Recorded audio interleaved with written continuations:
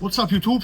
Salam shalom ყველამ ვინც უყურებს ამ ვიდეოს. მოკლედ ბიჭები, ახალი პოდკასტი დღეს გვექნება, ესე იგი, საინტერესო იმ კუთხით, რომ შევეხები ფაქტიურად უფრო ვრცლად ორ თემას. პირველ თემას განვიხილავთ Derek Lunsfords, ესე იგი, გამოდის ციკლს და მეორე თემა, რაც უკვე საკმაოდ ისეთ ვარიანტში ძალიან მომკითხავი გახდა ბოლო ხანებში დაირექტში. მოვიდა აი ბოლო ხანს მინიმუმ 8-10 შეკითხვა 5 ადამიანისგან. მინდა ველაპარაკო დღეს ცოტაოდენი კლომი ფენციტრაძე. კლომიძე კლომიდი ვიტყვი გულახდილად, რომ ფაქტიურად გამოდის მიახლოებით 5 წლის წინ პირველად ჩავწერე ვიდეო და პირველად ლაპარაკობდი იმ თემაზე, რომ ყველაზე მაგარი ტესტობუსტერი არის იმენა კლომიფენი, ნატურალების დაჟე თუ გახსოვთ ვიდეო რომ მქონა გადაღებული, იქ განვიხილავდი კლომიფენს, იბუტამორენს, ანუ ფაქტიურად სინერგიას გარკვეულად, რომელიც ორივე მუშაობს ჩვენს ენდოგენულ სისტემაზე, ჰორმონალურზე, კლომიდი ეწევა ტესტოს, იბუტა ეწევა GH-ს, რაც მაღალი გვაქვს მამაკაცებს ტესტოსტერონი მით უკეთესია, რაც მაღალი გვაქვს ზის ჰორმონი. შესაძლებელია რომ IGF-ის კონდეს მაღალი და უკვე ფაქტიურად იქნება ისეთი გარკვეული რაღაცა სინერგიული ბუსტი ორგანიზმში, რაც ჩვენ ბუნებრივ რაღაცა მონაცემებს გვიუმჯობესებს და გვესდება გინდა არ გინდა პერფორმანსი. პირველ რიგში იმას აღნიშნავ, რომ არავითარ შემთხვევაში არც ერთი ჩემი ვიდეო სარეკომენდაციო ბიჭები არ არის. მე ექიმი არა ვარ, ექიმს მიმართეთ ხოლმე გარკვეულ რაღაც შეკითხვებზე, მაგრამ ჩემს ექსპერიენსს გიზიარებთ. რასაც ფაქტიურად ბოლო წლებში მე ვაკეთებ, რა ვიცი, ერთხელ შეიძლება ვთქვა, რომ სრული მიახლოებით 5-10 წლის ანგარიში გავაკეთო, რამდენი მოქვს ნახაჟული ფინანსები, ჩემთავზე ექსპერიმენტები, რომ გარკვეული ისეთი ცოდნა შემეძინა, რასაც ახლა თქვენ გიზიარებთ. აღნიშნავ ფაქტიურად როგორ ნიუანს. რაც ახლა ინფორმაციას მე ვნახულობ, ჯერაც ერთი ეს ინფორმაცია არის მაგარი დირთი, მაგარი ბინძური ინფორმაცია არის, რაც შეიძლება შევეხოთ რამე სტერიკების ვარიანტს. არასდროს არც ერთი საიტი არ ეწერება სიმართლეში ის, რაც საკეთებენ პროფესიონალები, იმიტომ რომ ლოგიკურია ერთი ნიუანსი. რომ კონკურენცია ფაქტიურად არის ძალიან მაღალი და არის როგორი ნიუანსი. ყველას უნდა რომ იყოს მხოლოდ ერთი მეფე, რაც გარკვეული საიდუმლოებები, რაც უფრო რაღაც გარკვეული საიდუმლო სქემები იქნება შენახული და არ იქნება გავრცელებული, რაღაც კუთხით ყველა იმისთვის უფრო უკეთესია, ვინც მაგ ინფორმაციას ფლობს. ახსნი როგორ მაგალითს. მომსახურებაში ბევრი უცხოელი მყავს ბიჭები და წარმოიდგენთ რომ მიახლოებით 70-80% კაკ მინიმუმ მიხდიან უფრო მეტ თანხას. სულ ლაპარაკობ როგორ სიტუაციას გარდა მომსახურებისა, კიდე მიახლოებით თვის განმავლობაში უნდა გქონდეს უეჭველად ჩემი მონიშნა მიახლოებით 3-4 სტორიში. უბრალოდ მონიშნა. რომ ეს ადამიანი მეხმარება და როგორი სიტუაცია არის. პირველი ნიუანსი არის ის, რომ ბევრი იმ კუთხით არ უნდათ მაგის გაკეთება, რომ რაღაცა ვარიანტში შეიძლება რომ ვიღაცა თქვა ჩემო მეგობარმა ნახოს, ახლა ასე მეუნევარ ტიპი, ჩემო მეგობარმა ნახოსო და შენ საბოლოოში შენთან მოვიდეს რაღაცა დასახმარებლად, შენ მაგას დაეხმარები, ჩემი კონკურენტიო. ამიტომ დამატებით რაღაცა ბონუს ხომ ყოველთვის მაგას მირიცხავენ და როგორ სიტუაციას ახლა რას მე ნახულობ აქ ინფორმაციას ბოლო ხანებში, ერთ-ერთი საიტი რაც არის Evolution ერი, რაღაცა პროსტა აი უზომოდ ბინძური საიტია, მაგრამ რაღაც ინფორმაცია ფაქტიურად აქ არის, აქ რაც წერია მაგაზე ვილაპარაკებ და ჩემს უბრალოდ უფრო დაკორექტირების ვარიანტს ვიტყოდი რა, იმიტომ რომ შევხვდა ფაქტიურად თუ არ ვცდები, ქვია კრისტიან, მე მგონი ბეილი სახიობი რო არის, თუ არ ვცდები ფაქტიურად ბეტმენის როლს ვინც თამაშობდა და ისეთი რაღაც საზღვრული ციკლი წერია მაგისი, რომ პროსტ შეუძლებელია ტიპსო ეგ მიეღო ბეტმენსში, როცა მქონდა გადაღებები აქ ციკლიდან. უზომოდ დოზები არის. აი მისტერ ოლიმპიას თუ შევეხებით, ახლა მათ ბიჭები არიან წონებით დიდი არიან, რა ვიცი, 120, 130, 115, 140 კილოები და მათ კიდე მსგავსი რაღაცეები და მსგავსი დოზები კიდე შესაძლებელია რომ გამოყენეს, იმიტომ რომ ახსნი როგორ ნიუანს. როცა ადამიანი რაღაცას იწყებს თავიდან, ყოველთვის უნდა სცადოს ნებისმიერ ვარიანტი, გინდა საფლემენტი, გინდა რამე სტიმულატორი ყოველთვის მინიმალურ დოზაში. იმიტომ რომ რეცეპტორები ფაქტიურად თორსა რაღაცის ნივთიერების მიმართ ვაფშე არის უმგრძნობი, ეფექტურობა უფრო და უფრო რაღაცა ვარიანტში კეპედი იქნება უფრო მაღალი, ანუ გარკვეულად გინდა სავიღოთ თქვა აი კოფეინი, ადამიანი ვაფშე არ სვავს, მიაღებინო თქვა მიახლოებით 50 მგ კოფეინი საზუ იგზნობს. სტერიკებიც მასია. ეხლა ადამიანი რომელიც ვარჩევს ბოდიბილდინგზე და მით უმეტესთან საუბარი მიდის 5-8-10 წელი ზევით და წლების განმავლობაში გამოიყენებს სტერიკების ციკლს რა. იქ მილიონი პროცენტი რეცეპტორები ცოტა ითურგუნება და დოზირების მომატება გინდა არ გინდა მოგიწევს. ეგ ერთი ნიუანსი არის. იმიტომ რომ ყოველთვის მე ციკლის თქვათ აი ვინც ყანა სპორტსმენები მიყვარს როგორი ეტაპი რომ მიახლოებით თქვათ ყოველ უხეშად 7-8 თვეში ერთხელ მოხდეს რაღაც ლაითი შესვენება რომ რეცეპტორებს კი ცოტა მგზნობიარობა ეს ვარიანტში გაუმჯობესდეს რა. გადავიდეს ადამიანი თქვათ რაღაც ვარიანტში ხიცო ეძახიან თქვათ ცოტა ტესტი ცოტა თქვათ რამე პეპტაიდები შეიძლება რამე სარმი მასტიპუნდი რაც ფაქტიურად აქ მე ახლა ვხედავ ამ სიტუაციაში წერია როგორი ნიუანსი ტესტი წერია პროპიონატის გამოდის 600 მილიგრამი 2-3 კვირით ადრეო ხდება ფაქტიურად რაღაცა დოზების კორექტირება ანუ 600 მილიგრამი ტესტი 600 მილიგრამი ტრემბოლონი აცეტატი და ახლა შეჯიბრთან ხდება მატება ანუ ადის დოზირება 1000 მილიგრამზე 500 მილიგრამი მასტერონი პროპიონატი რომელიც მე შესაბამისად იზრდება 1200 მილიგრამზე ახლა შეჯიბრთან 120 მილიგრამი ოქსანდროლონი 100 მილიგრამი მისტროლი და 5 ერთეული GH ანუ ფაქტობრივად ძის ჰორმონი მე უბრალოდ როგორი სიტუაცია არის გინდას ვავიღოთ პერსპექტივა მიახლოებით 1 თვე ამ ციკლმა რომ რაღაც თავისი მოიტანოს დადებითია რა აი ტრემბოლონისა ვერ მესმის ტრემბოლონი რატომ ნუ ტრემბოლონის როგორი თემა არის ეხლა ვსკითხულობდი რაღაც გარკვეულ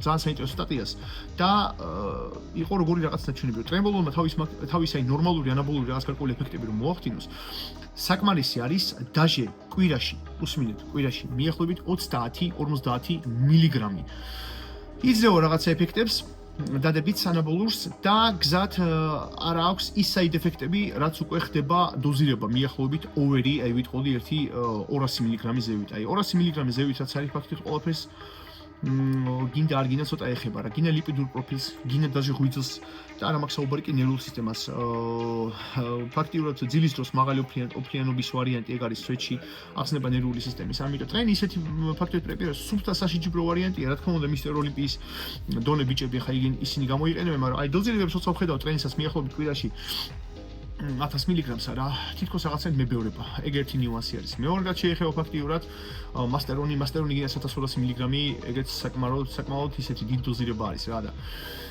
ოქსანდროლონზე არ მიკვის 120 მილიგრამი ერთ-ერთი ოლიმპიური ჩემპიონი იყო შტანგისტი ძალიან ცნობილი რომელიც იღებდა 200 მილიგრამს ოქსანდროლონს მოკლე პერიოდში რა 150-200 მილიგრამს ამიტომ არ მიკვის ეგ თემა ვისტროლი 100 მილიგრამი ესეთი პონტი არის ფაქტიურად ახლო შეჯიბრთან შეიძლება ვინ ისეთი სტერიკია რომ კი ბაზარელი მაგარი სტერიკია მაგრამ აი საშინლად გეპატოტოქსიკური და ყველაზე ცუდი რაც არის ჩემი გადმოსახედით აი უზომოდ აფუჭებს სახსებს რა აი წლების განმავლობაში ფაქტობრივად რაც ისეთ უხეში ტრამვები მქონა სულ მქონა ვინისთან დაკავშირებით ორი ბიცეპსი გაწყვეტილი მაქვს როცა მაშინ ვიღებდი ვინსტოს დაჟე დაბალ დოზირებას ამიტომ ცოტა ისეთი სტერიკია რა so GH-ი 5 ერთეული რაღაცნაირად ფაქტიურად არ მეჯერება იმიტომ რომ არის ცოტა ახსნი როგორ ნიუანს GH-ი საერთოდ უზომოდ ეხლა გაფუჭდა იმიტომ რომ ბოლო მიახლოებით ერთი რაც ომი დაიწყო მაგის შემდეგ ძალიან ბევრი რაღაცა ნიუანსები მოხდა რაც შეეხება ფაქტიურად ამ ფარმაკოლოგიურ მხარეს წამყვანი ფაქტიურად ქვეყნები ფარმაკოლოგიური კუთხით რაც შეეხება მით უმეტეს თქვათ ან სტერიკებს ან პეპტაიდებს ან გინდა ცარმებს ეგ არის ჩინეთი ასევე ინდოეთი ჩინეთში უზომოდ ბევრი პრობლემები კუთხით მოხდა რომ ძალიან ბევრი ქარხანა დაიკეტა ეგ ერთი ნიუანსი არის ამიტომ სულ ეხლა ლაპარაკობ რომ აი ეხლა ხანს ჩემთან ბიჭები რომ მოდიან კონსულტაციებზე და ვიგებ რაღაცა გარკვეულ დოზირებებს რა დოზებსაც უბერავენ და თითქოს განსაკუთრებული ვერაფერიო ყველაფერი მიდგება ნათელად ანუ იმ პონჩი რომ მიახლოებით ვიტყოდი რომ ეხლა რაღაცა გარკვეული ფარმაკოლოგია რაც არის რომ ავიღოთ თქვა გარკვეულად რაღაცა თქვა ფლაკონი სადაც რაღაცა თქვა ასხია რაოდენობა და რაც აკურია ზევიდან ეს უზომოდ განსხვავდება მიახლოებით 60-70%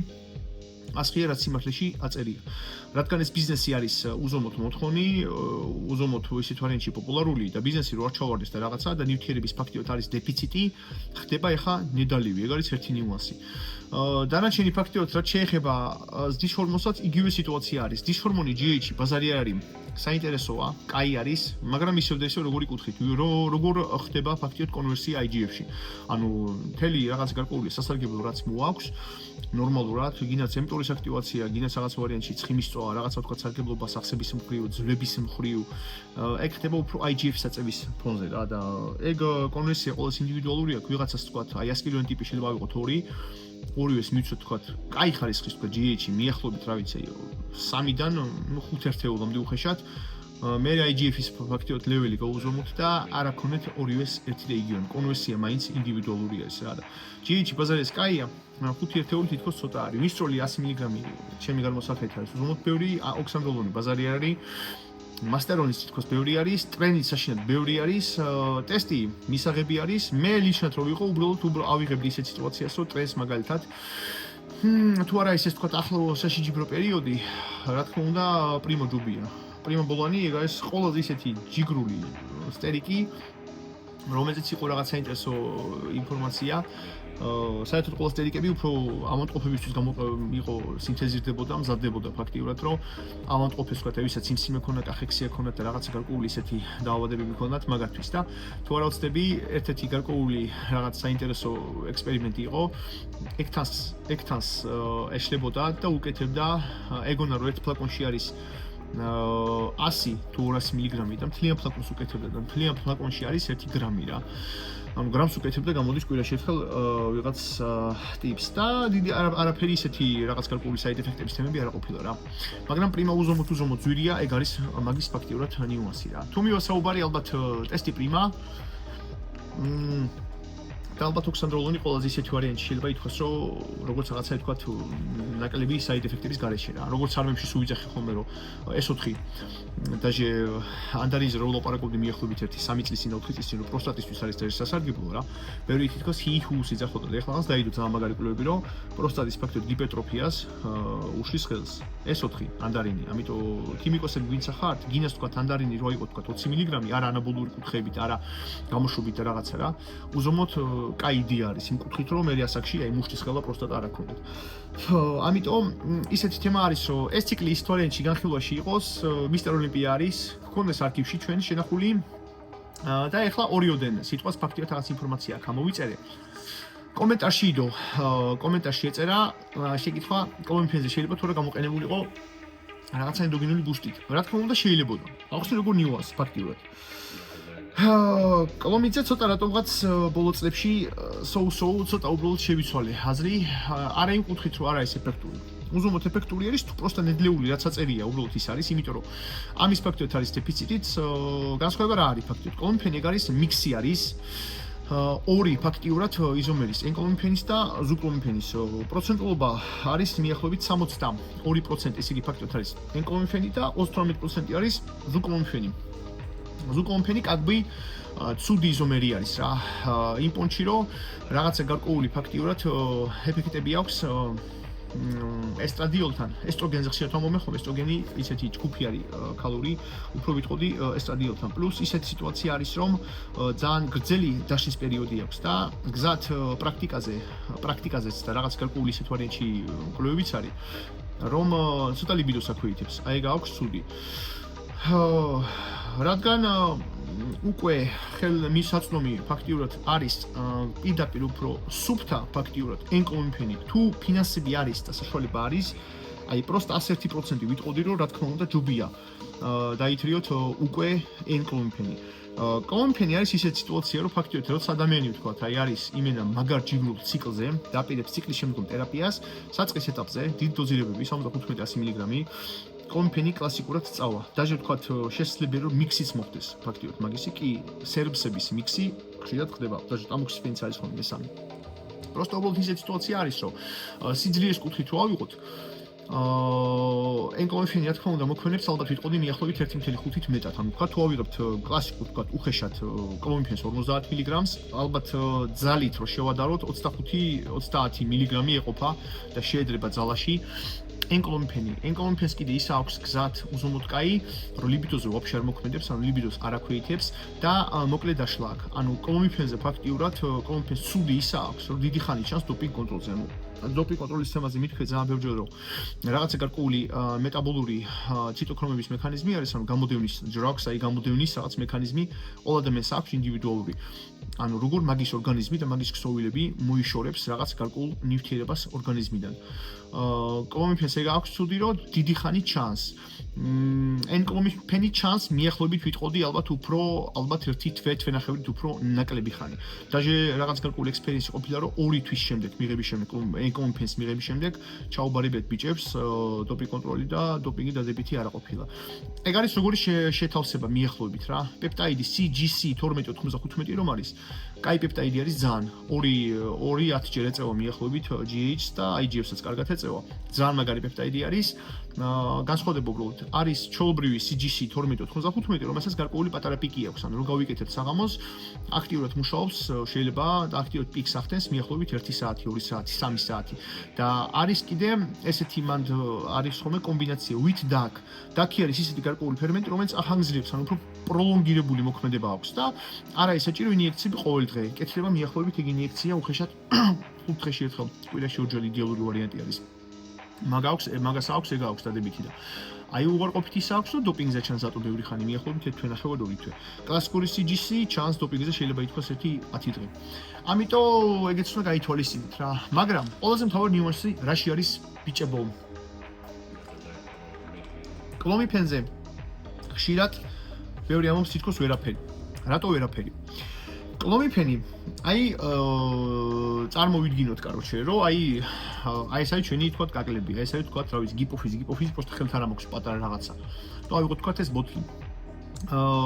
გიპოფიზი აძლევს სიგნალს კაკლებს, რომ მოხდეს რაღაცა გარკვეული სინთეზი ჩვენი ენდოგენული ტესტოსტერონის. ჯერ ყველაზე მთავარი ნიუანსი ის არის, რომ პრაქტიკულად ასე ვთქვათ, აი ფურცლები გვეუბნება ჩვენ სამედიცინო.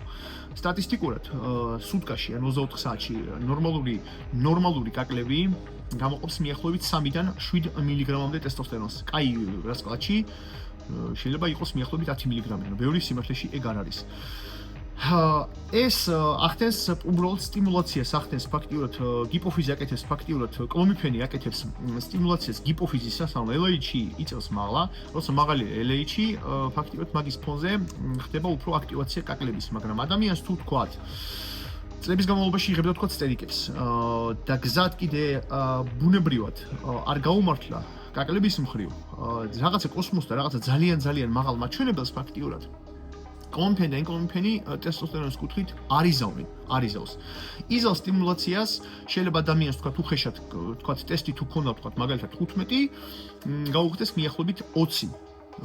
მაგრამ მაშინ არის ფაქტიურად საინტერესო რადიკალურად კლომიფენი და ნებისმიერი გინა სერმსები მაშინ, როცა ტესტოსტერონი უხეშად თქვა თუ ზედაზღვარი არის თქვა მიახლოებით 30 და ადამიანს აქვს მიახლოებით თქვა 15 აქვს, ან თქვა აქვს მიახლოებით 18 ან 20 აქვს და ამასობაში LH-ი აქვს შუაში. ანუ მაშინ არის საინტერესო იმ კუთხით, რომ ან თქვა შუაზე ქვევით არის, რომ LH-ი ესე იგი უფრო რა იწევს, ავტომატურად ტესტის ფაქტიურად აიწევს. ამიტომ კომბინაციაში უნდა იყოს ჩემი აზრით მიახლოებით 70-80% ქორიონულ გონადოტროპინთან ერთად მაშინ, როცა გვინდა რომ ნორმალური შედეგი რეალურად ტესტოსტერონის კუთხით ავიღოთ. ანუ გონადო აკეთებს ფაქტიურად იმას, რომ კაკლები მოყავს ტონუსში, მოყავს მაქსიმალური დრაივი და ნეიროსტეროიდებისთვის ფაქტიურად სინთეზისთვის ტვინში ხდება კიდე მაგის დადებითი მექანიზმი. უზომოდ დიდი შეცდომა არის. ტარავს ვაფშე არ დაუჯეროთ არავის, ვინც გეუნებათ რომ ციკლის პერიოდში გონადოტროპინი საჭირო არ არის რა. მაგთემას მერე შევეხები, ეგ არის აი ძალიან საჭირო ინფორმაცია. მაგაზე ვიტყვი მერე შესაბამისად. ამიტომ თუ თქვათ მიდის საუბარი რომ კი ბატონო თქვათ რაღაც თემაში გინდათ გამოიყენოთ, მაგრამ ჯობია უფრო მაინც ჩემი პრაქტიკიდან გამომდინარე უფრო ენკლომიდი ეგ არის. ან მიქსი მოხდეს, ან თქვათ მოხდეს ისეთი პონტი რომ გაიმეტოთ ახაბარემ და მიიღოთ კლასიკურ ქორიონულ გონადოტროპინთან ერთად. ეგ შინაარსია. რაც შეეხება ფაქტობრივად ბალახებს, ყოველთვის თუ მივასაუბარი ტესტოზე, ჩემი აზრით, აი ტოპ 3-ს თუ ვიტყვი, კი ბატონო, სერმსები, ანუ სელექტიური მოდულატორები ესტროგენული რეცეპტორების. ეგ ფაქტიურად პირველი იქნება, მეორე გონადო, მესამე ალბათ თუ მივასაუბარი სცენარეზე, ფაქტობრივად ერთი და იგივე რაღაც პონტი არის, გვანან ერთმანეთს ძალიან მაკა ფადოკია ევრიქომა დიდ რაოდენობაში ეგენი შევა მოხდეს მიქსი როგორც აი რაღაცა თქვა ის ვარიანტი უბრალოდ ტონუსი უფრო დრაივის ფაქტიურად და ლიბიდოს მხრივ და ალბათ აი უფრო დაჟე მაგაძეზევით დავაყენებდი უფრო მაინც სიალისი უფრო მუშაობს როგორ ანუ ფაქტიურად როგორც თქვა აი რაღაცა ვარიანტში ბალანსი ტესტოს და კალორი ჯგუფის შუაში თან ახლა სიალისის ყველაზე დიდი სარგებლობა ის არის რომ ყველაზე მთავარი რაც არის ყოველთვის და ყველაზე მაგარი ჯანმრთელობა რაც შეიძლება რომ მოხდეს რომ ვიძახით ხოლმე რომ ვარჯიში შინაარსი არის სისხლის მიმოქცევა და რაღაცა გარკვეული ისეთი ნივთიერება რომელიც დაჟე ვარჯიშის გარეშე აჩქარებს სისხლის მიმოქცევას ეგ არის ტადალაფილი სიალისი ამიტომ სიალისი ვაფშე ჩემი გადმოსახედით როგორც პროსტატის ჯანმრთელობა და უბრალოდ სისხლის მიმოქცევის მხრივ ჯანმრთელობა 510 მგ ყველა კაცს უნდა ქონდეს მით უმეტეს თუ არის საუბარი 30 წელი პლუსი ეგ არის ბიჭები ფაქტიურად ესეთი პატარა მოკლე ვიდეო გამოდის მიახლოებით გამოდის 20 წუთი ესეთი რაღაც შინაარსი მინდოდა რომ მომეწოდებინა ყველაფერი ფაქტიურად მაგ კუთხით საინტერესოა ზუსტად ეგ არის ბიოჰაკინგის თემა რომ თქვენ რაღაცა ერთი კუთხე რო არსებობს მარტო ერთი რაღაც კუთხე არ არის და იცოდეთ კიდევ როგორი სიტუაცია რომ ყოველთვის ტესტოსტერონი მაინც პანაცეა არ იქნება პანაცეა იქნება ყოველთვის რაღაც ბალანსი ჰორმონებში და ზუსტად ეგ არის რომ აი შეიძლება ადამიანს ქონდეს მაღალი ტესტოსტერონი მაგრამ გზად ქონდეს კიდე მაღალი კალორი ჯგუფი მაგის ბალანსი იყოს საჭირო გზად შეიძლება ქონდეს თქვა რა ვიცი სუდად მუშაობდეს ფარისეული ჯირკვალი. ყოველთვის უფრო ჩვენს ორგანიზმში არც ერთი გარკვეული, არც ჯირკვალი და არც ერთი გარკვეული რაღაცა აი ანალიზასაც ვხედავთ, არამედ თქვა რაღაცა ჰორმონალური რომელიმე კუთხე, არც ერთი არასდროს არ არის ზედმეტი და არა ეს ყოველთვის აი ბალანსი არის საჭირო, უბრალოდ ბალანსი. ამიტომ უფრო ყველაფერი რომ მოხდეს მაინც ანალიზების და მიხედვით ჩააბაროთ რომ ხვდებოდეთ ერთხელ მაინც უნდა ჩაბარდეს სრულფასოვნად ანალიზები რომ ადამიანი ხვდებოდეს მიახლოებით თავისი გარკვეული გენეტიკური რაღაცა ბაგი რა აქვს რა და მაგის და მიხედვით მე შესაბამისად მოხდეს ყველაფრის კორექტირება რა. კი, თუ მივა საუბარი ისე და ისე ბუნებრივ ვარიანტზე ტესტოს საწევაზე, აი რაც თქვი, აი იქ იქნება წვეთში ყველაზე მაგარი. თუ მივა საუბარი ზრდის ჰორმონის საწევაზე, მან თქო წვეთში იქნება უეჭველი იბუტამორენი, MK6-77, ეგ დიაბეტს წვეთში არ აჩენს, მაგ ზღაპრებს ნუ უსმენთ ვიღაცა გურუებს, რომლებიც ვაფშე საერთოდ არც მიღებული ალბათ არ აქვთ. ან საერთოდ ვერ ხვდები რაზე მიდის საუბარი თან ადამიანი რომელიც არის მით უმეტეს აქტიური სპორტით იბუტამფორინით რო გაიჩინო შაქარი პროსტა ეგ არის აი ფაქტიურად რა ვიცი 1% რა მიდრეკილება უნდა ქონდეს ადამიანს და უნდა ღურივით ჭამდეს ყოველ დღე აი ესეთ ტაშტებით ტკბილეულს და ასე შემდეგ რა ამიტომ ტესტოს კუთხე ეგ არის ზრდის ჰორმონის კუთხეს რაც შეეხება ფაქტიურად პეპტაიდების უზომოდ საინტერესოა CGC-ია საინტერესოა ესამორელინი არის რომელიც საინტერესო იპამორელინი, სერმორელინი და ბოლო თუ მივასაუბარი რომ ვაფშე მაქსიმალურ ჰარდკორზე ალბათ IGF-ი, პროსტა IGF-ი ცოტა ძვირი არის რა. ეგ შინაარსი არის, მაგრამ ეგ არის უფრო სხვა თემა, მაგას შეიძლება სხვა დროს შევეხო. ეგ არის ბიჭები, რა ვიცი, დახურული ჯგუფი იცით რომ მაქვს, ვისაც სრული გაქვთ რაღაც გარკვეული ისეთი ექსკლუზიური კონტენტი ნახოთ, იქ უნდა გაწევრიანდეთ და შესაბამისად ვინმეს უფრო დახმარება გინდათ, რა ვიცი, ნებისმიერი სპორტული კუთხით ან გინდას თქვა კვების შედგენა, გინდას თქვა რაღაცა თქვა დაჟე ვარჯიშის შედგენა, ან თქვა ნებისმიერი ვარიანტი, შეგიძლიათ მომძებნოთ და მომწეროთ პირადში. ყველას გემშვიდობებით, ყველა იყავით ჯანზე, მაღალი ტესტოსტერონით, ყველას დროებით, ადიოს.